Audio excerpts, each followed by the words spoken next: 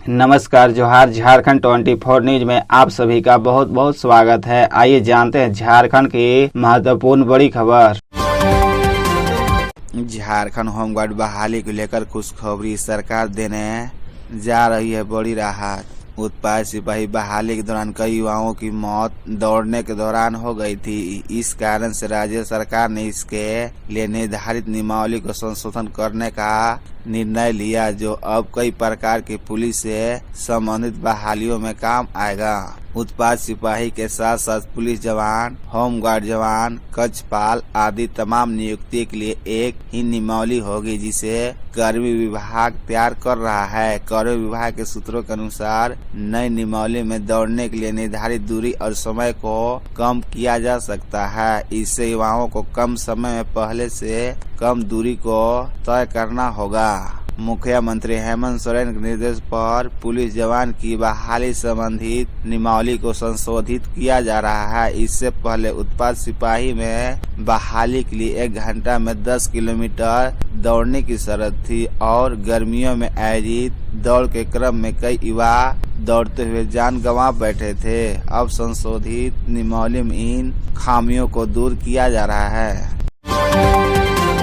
गिरिडीह में 3 दिवसीय उसरी महाउत्सव का हुआ उद्घाटन, सरकार लाने जा रही है यह योजना।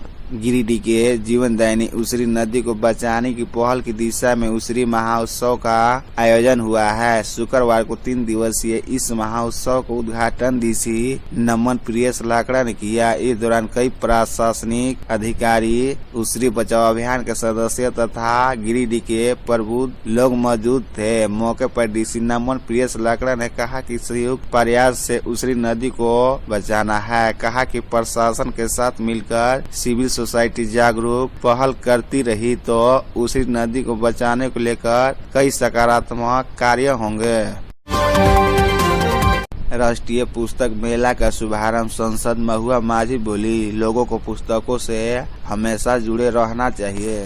रांची के जिला स्कूल मैदान में पुस्तक मेले का शुभारंभ हो गया है। इसका उद्घाटन राज्यसभा सांसद डॉक्टर महुआ माझी, रांची विधानसभा के विधायक सीपी सिंह ने किया। मौके पर पुस्तक के महत्व को बताते हुए डॉक्टर महुआ माझी ने कहा कि यदि किताब नहीं होती तो हम अपनी परंपरा, संस्कृति और ज्ञान संपदा को नहीं जान पाते। इसलिए व्यक्ति को पुस्तकों से हमेशा जुड़े रहना चाहिए, क्योंकि ये हमारा सच्चा मित्र ही नहीं बल्कि हमारे सुख दुख का साथी भी है। इस अवसर पर 3 पुस्तकों का लोकार्पण भी हुआ। साथ ही साथ अतिथियों ने पुस्तक मेला परिसर का भ्रमण कर स्टॉल पर लगे पुस्तकों का अवलोकन किया।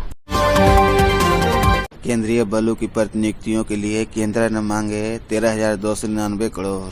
केंद्र सरकार ने झारखंड सरकार से केंद्रीय बलों की प्रतिनियुक्ति के लिए 13,299 करोड़ रुपए की मांग की है। केंद्र सरकार ने इस बाबत राज्य सरकार को पत्र भेजा है, जिसमें कहा गया है कि पिछले कई वर्षों झारखंड सरकार केंद्रीय सुरक्षा बलों के प्रतिनियुक्ति भत्ते का भुगतान नहीं कर रही है, जिस कारण बकाया 13,299 करोड़ रुपए हो गया है। इधर केंद्र के पत्र के बाद गृह विभाग की प्रधान सचिव वंदना ददल ने बकाया का पूरा ब्रेकअप मांगा है। इस बारे में उन्होंने कहा है कि अब पहले से ही बकाया चल रहा है, इसकी डिटेल मांगी गई है। 21 जनवरी को बैठक रखी गई है, जिसके बाद तय होगा कि कितना बकाया है और कितना राज्य सरकार को देना है। बताया गया है कि बैठक में सीआरपीएफ के आईजी और झारखंड पुलिस के आईजी अभियान शामिल होंगे।